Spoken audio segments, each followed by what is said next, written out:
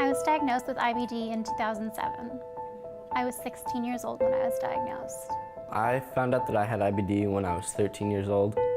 I had chronic pains in my legs for about 5 years previous, and I went into a bunch of doctors and they didn't really tell me what was wrong with me. I had a colonoscopy and they found out that it was Crohn's. I am 13 years old. My birthday is September 24th, and I have Crohn's disease. I actually had my first colonoscopy on my 8th birthday. Not a very good birthday present. I developed ulcerative colitis when I was actually pregnant with my second child. I was 31 years old, and I had to have my entire colon removed. I was diagnosed with inflammatory bowel disease almost 15 years ago, and when I was given that disease diagnosis, I had no idea what it meant for my life and my future and having a family and a career, and I had endless questions and no answers, and I thought, is this what happens to all patients? Do they actually just get handed a chronic disease and a follow-up medical appointment? And it was really when I was in recovery in an endoscopy suite that I thought to myself, I'm going to get better and I'm going to change this because this is not acceptable.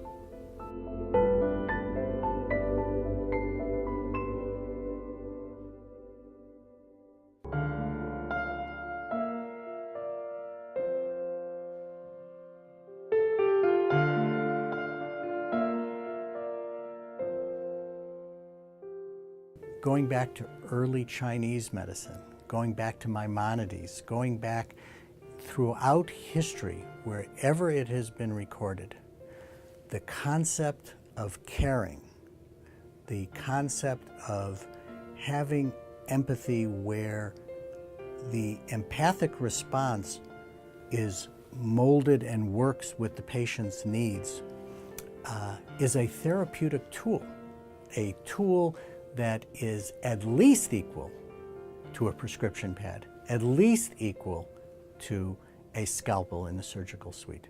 So many patients with IBD are quite scared, angry, and often don't communicate with us. It takes many times to meet them, to discuss with them, sometimes for them to open up and to be honest about their true feelings.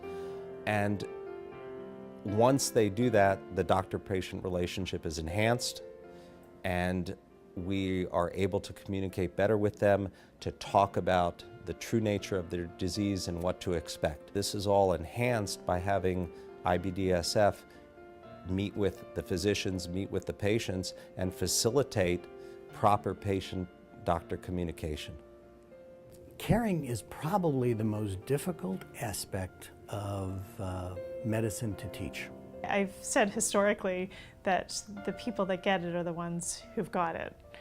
And I believe that to be true, although I'm going to qualify it and say that I think you can come awfully close to an understanding of inflammatory bowel disease and the pain associated with it, both physically and emotionally, if you don't have the disease.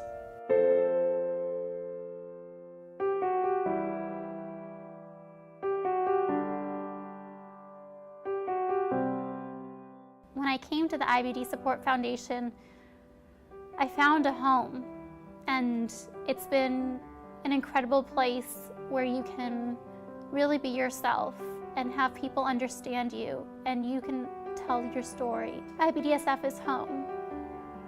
One of the aspects of the IBD Support Foundation that I think is so unique is that it really does feel like one big family, and even though we now, I guess, have family members all over the world, there is a deep connection that people have when they share a common thread of suffering through illness.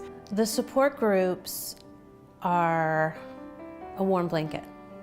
They're a group of people, and you can talk about with those people things that you don't normally talk about with other people. But in group, it's almost like we have our own language. The IBD Support Foundation is really a unique organization that stands up and says Patients need to be supported. They have established this very successful model for saying to somebody who suffers, you are not alone and you don't need to feel that way anymore. We're going to help you through this. And it's remarkable in that way, and I'm really grateful that it exists. If it weren't for IBDSF, I can honestly say I wouldn't be who I am today, 100%. It's important to me that IBDSF is around and flourishing. This needs to grow, and what's going on now in California and in Chicago and hopefully in many other places needs to be supported by all of us so that our patients can have better outcomes and so that we can together fight against these diseases. So for me, the right outcome is to keep people from losing their dreams.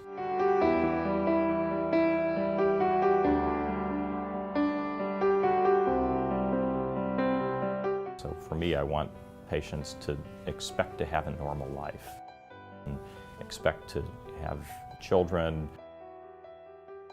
to work, to contribute to society, to have those personal relationships that make life worth living and not give up on all those things. And so a strong support network along with expert medical care gives patients the opportunity to achieve those outcomes. And to me, that's the big goal of what we're trying to do.